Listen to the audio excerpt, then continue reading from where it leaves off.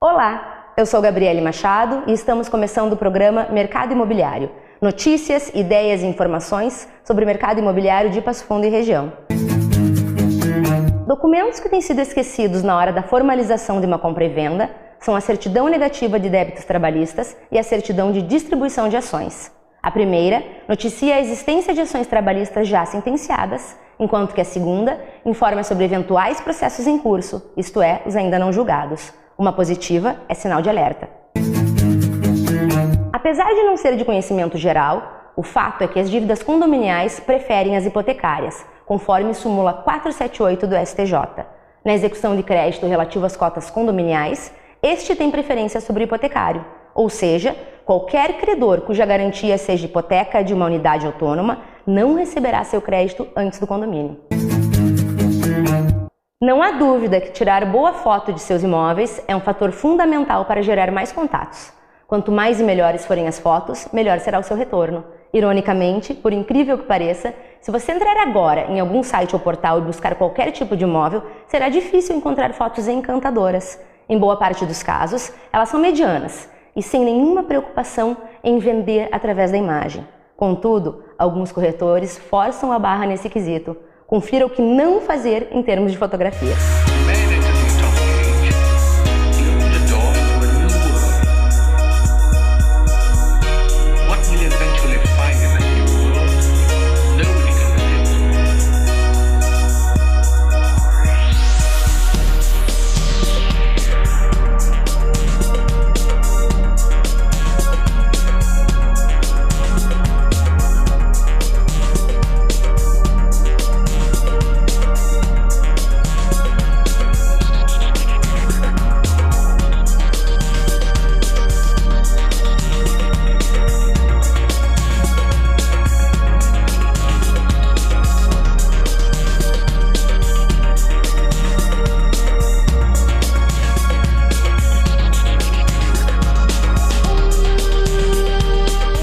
A Câmara dos Deputados acabou de aprovar o projeto que altera a legislação que regula o Super Simples, beneficiando, entre outras categorias, os corretores de imóveis, que terão reduzida a carga tributária que atualmente incide sobre suas comissões.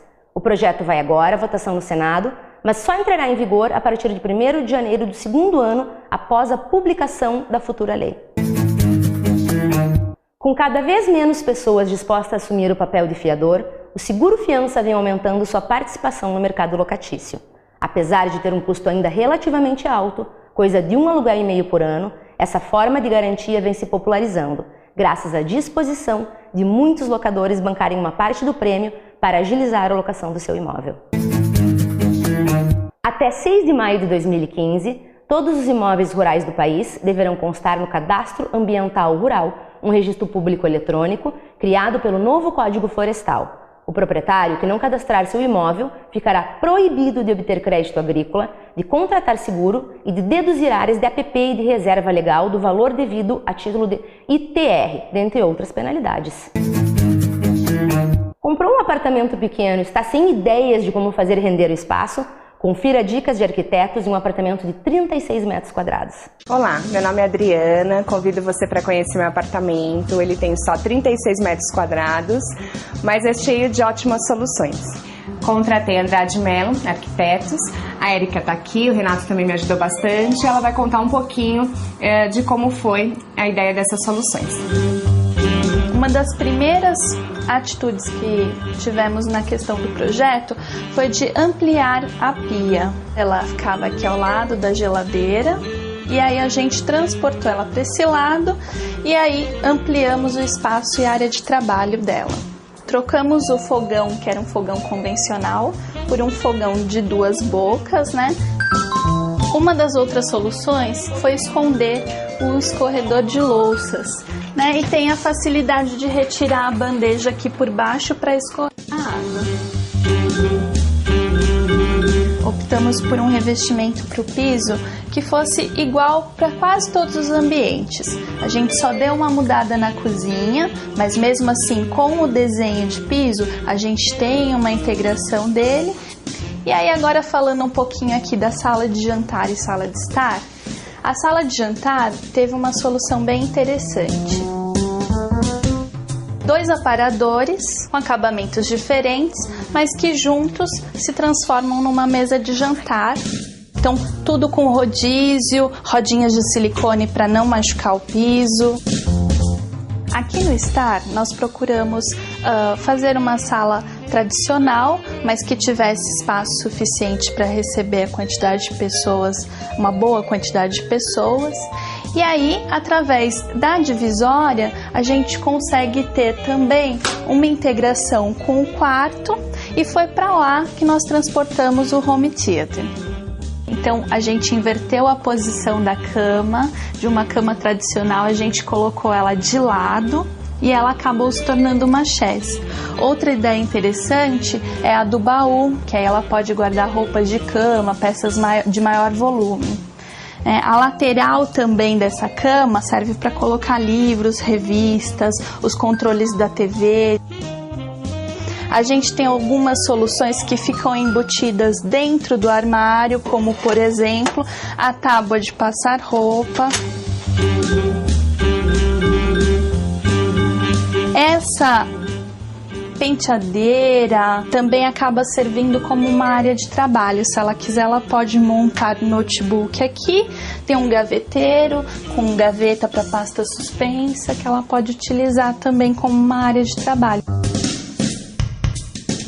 Bom, essa é a minha casinha, meu apartamento pequeno, meu cantinho, mas que eu tô super feliz, queria compartilhar com vocês e espero que vocês tenham gostado. Os grandes centros de compras deixaram de ser locais apenas para os que querem desfrutar de opções de lazer ou adquirir roupas, calçados e acessórios. Nos últimos anos, o setor da construção civil tem penetrado nos shoppings para atrair o consumidor e proporcionar conforto, praticidade a quem cada dia tem menos tempo para ir a estande de vendas. Algumas empresas passaram a oferecer aos compradores de imóvel certo tempo de condomínio gratuito para alavancar suas vendas. A princípio, nenhum problema com a estratégia de marketing, mas os adquirentes precisam ficar atentos a eventual aumento extraordinário do preço da economia e as letras miúdas do contrato, que reduzem e por muitas vezes deletam o benefício concedido. No próximo bloco, vamos conversar com o Leonardo Bervian, sócio proprietário da Master Condomínios. Já voltamos.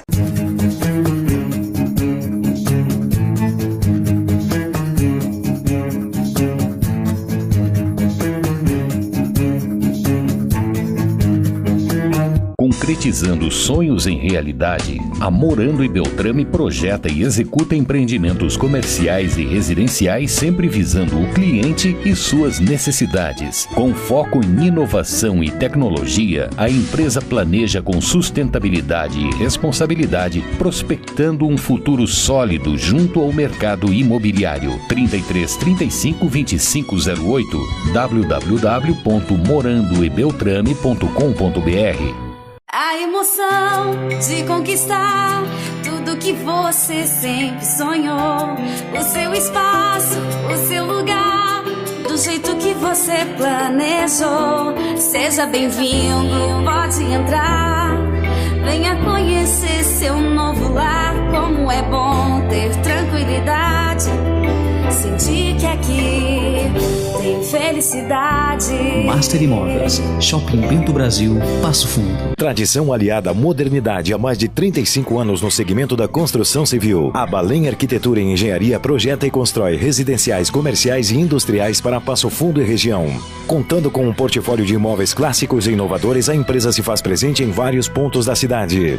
Arquitetura de interiores, projetos de paisagismo, representações gráficas através de perspectivas eletrônicas e avaliações também fazem parte dos nossos serviços. Acesse nosso site e confira construtorabalém.com.br.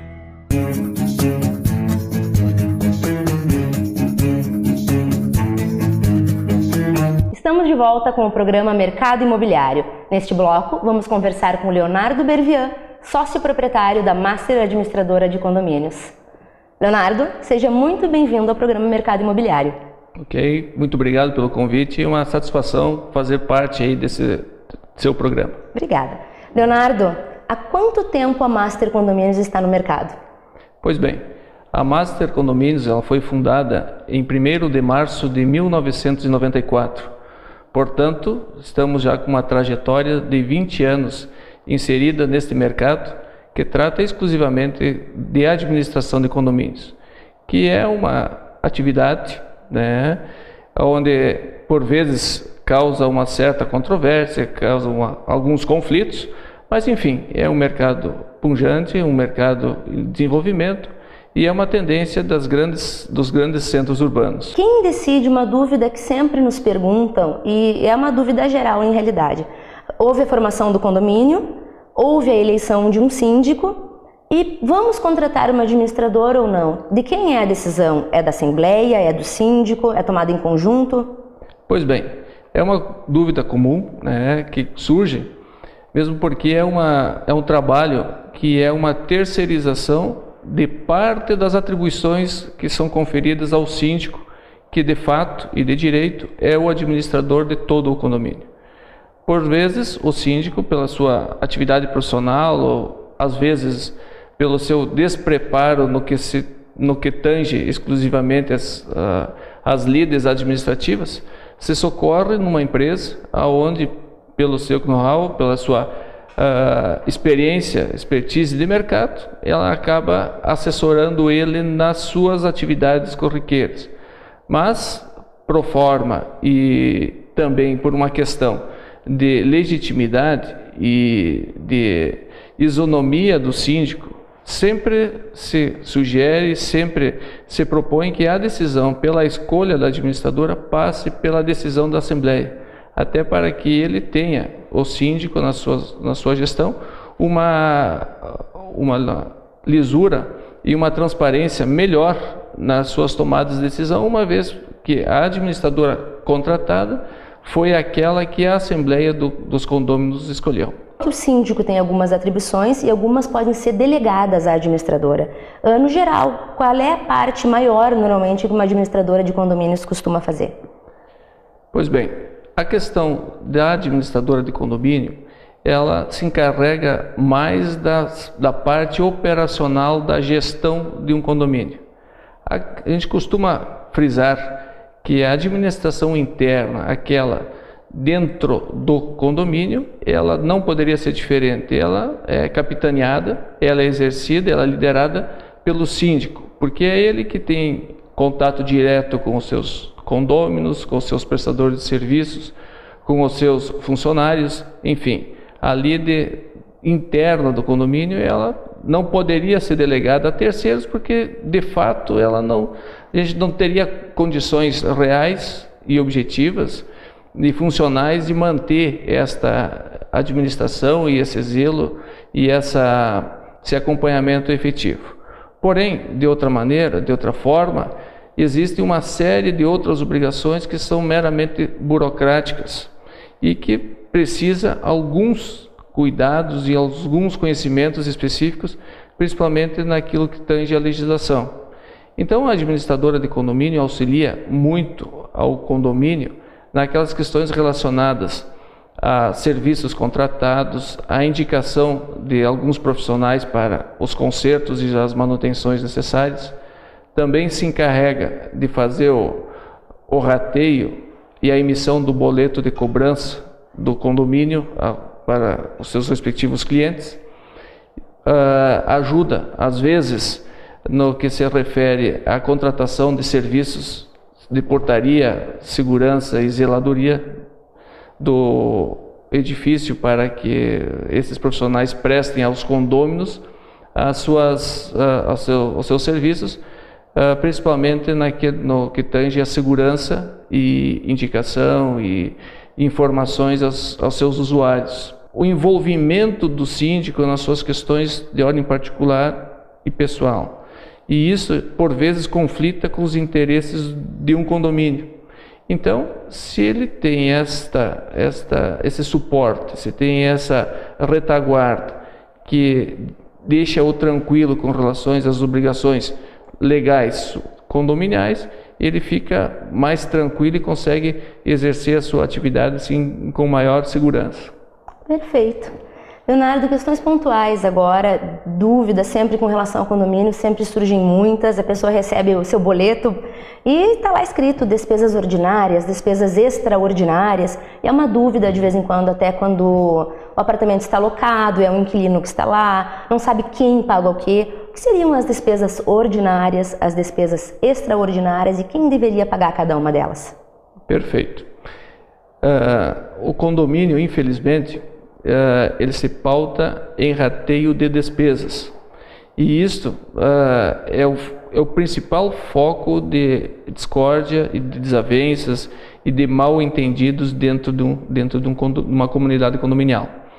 Mas especificamente com relação às despesas, a gente pode, assim de uma maneira sintética e resumida, dizer o seguinte: que despesas ordinárias são todas aquelas despesas necessárias para a manutenção e a conservação do edifício, das áreas de uso comum.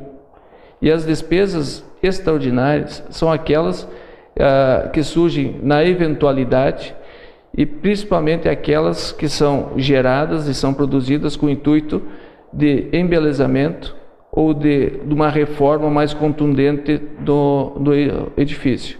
Exemplificando, despesas ordinárias. Despesas ordinárias são as contas de energia elétrica, de gás, de luz, de serviços de portaria, de despesas com jardinagem, enfim, aqueles pequenos consertos nas áreas de uso comum, sejam elas no hall de entrada, no telhado do edifício, nas demais dependências de uso comum. E despesas extraordinárias, a clássica, aquela que mais comumente a gente consegue perceber, são aquelas relacionadas à pintura e reforma de fachadas. Evidentemente que tem outras, do tipo a reforma do hall de entrada, a compra, aquisição de móveis e utensílios, seja para salão de festa, seja para o playground, seja para áreas de piscina. Enfim, essas despesas extraordinárias são aquelas que agregam valor às unidades habitacionais. E as despesas ordinárias, são aquelas despesas necessárias para a conservação dos serviços que já o condomínio já dispõe. Estragou o elevador, ordinária. Sim, as despesas de manutenção do elevador e aqueles pequenos reparos nos elevadores, quebrou um fecho de uma porta de entrada do elevador. Isto é uma despesa de conservação. Por algum motivo aquela peça se desgastou e precisou ser reparada ou trocada. Agora, uma reforma mais contundente, uma modernização de uma gabine de elevador. Um elevador num prédio lá que foi edificado lá pela década de 70, de 80, tinha na época uma arquitetura, né? Hoje existem novos produtos, novos serviços, né? novos padrões de acabamento que o condomínio resolva modernizar a gabine do elevador. Isto é tido como uma despesa extraordinária. Despesas extraordinárias pagas pelo proprietário, despesas ordinárias pagas pelo inquilino, se houver, é isso? Exatamente. A competência, então, das despesas ordinárias é da pessoa que está morando lá no prédio, seja ele proprietário ou inquilino, mas residente lá na edificação. E as despesas extraordinárias são direcionadas e normalmente são aprovadas, e necessariamente aprovadas em assembleias gerais previamente convocadas, que autoriza essa despesa. Elas são de competência e de responsabilidade do proprietário do imóvel. Tá bom, vamos a um pequeno intervalo e já voltamos.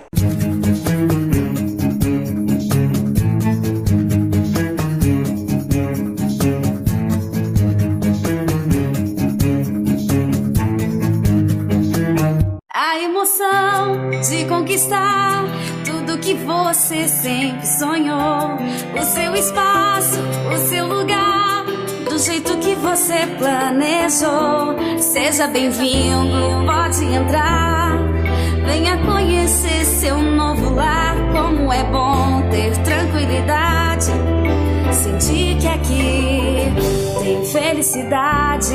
Master Imóveis, Shopping Bento Brasil, Passo Fundo. Titanium Tower, um edifício para marcar a história de Passo Fundo. Um empreendimento único que conjuga uma ótima localização com um projeto arrojado e sofisticado. Uma belíssima torre comercial com localização privilegiada e acesso facilitado. Perfeito para trabalhar, perfeito para investir. Entre em contato e verifique as unidades disponíveis. Onde Morar é o maior portal da região norte do estado. Trabalhando com as principais imobiliárias da região, reunimos em um só lugar tudo o que você procura em imóveis e empreendimentos. Grandes oportunidades do mercado e vantagens para você e a sua família. Acesse o site e confira. www.uirapuruondemorar.com.br.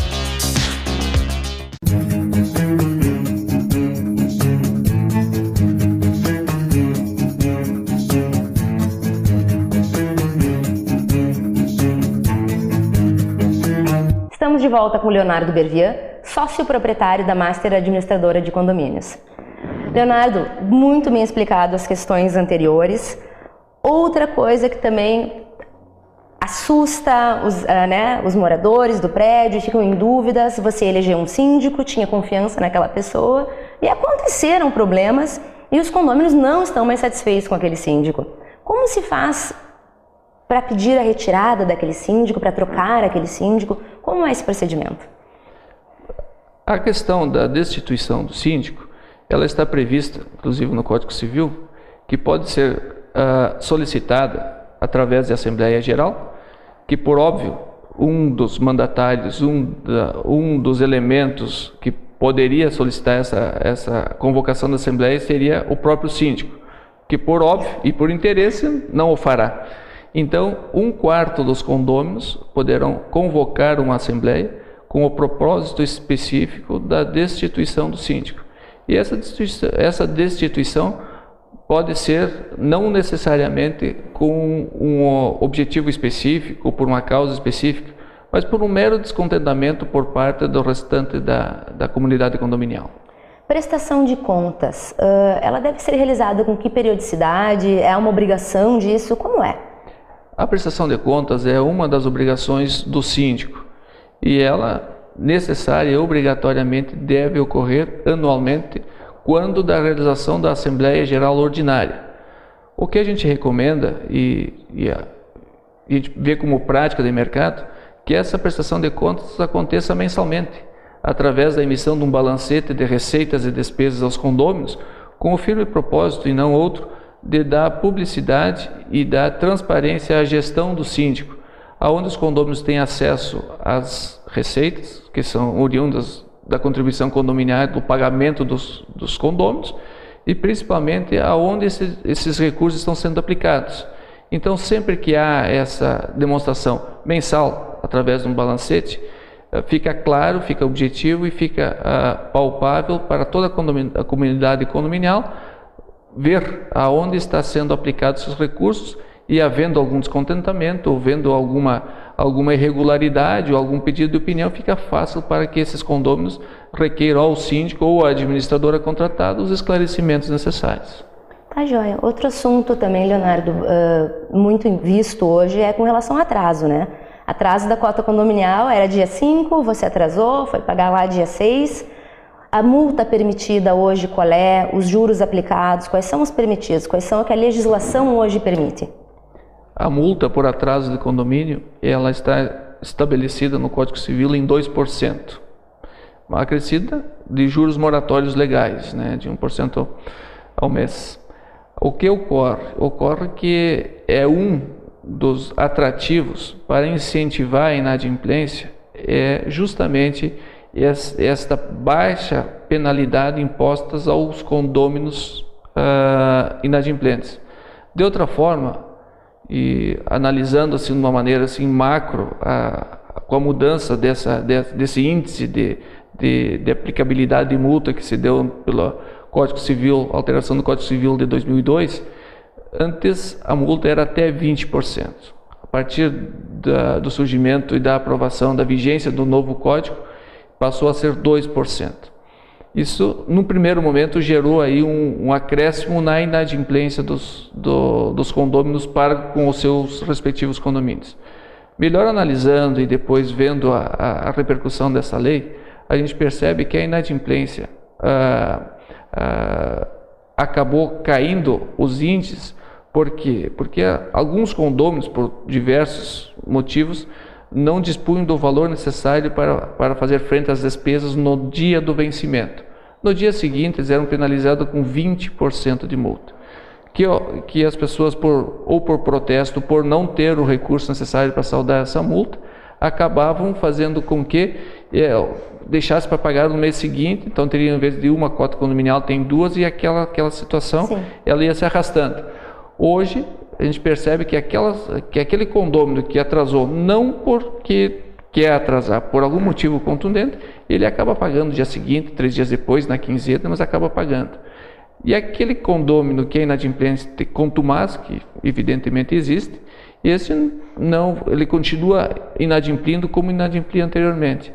Mas a gente percebe que com essa alteração do Código Civil, facilitou aos condôminos pôr em dia suas cotas condominiais, fazendo com que os agentes, seja o síndico, quando não haja administrador ou quando o condomínio entenda a necessidade da contratação de uma administradora, exige destes uma celeridade no encaminhamento das cobranças judiciais.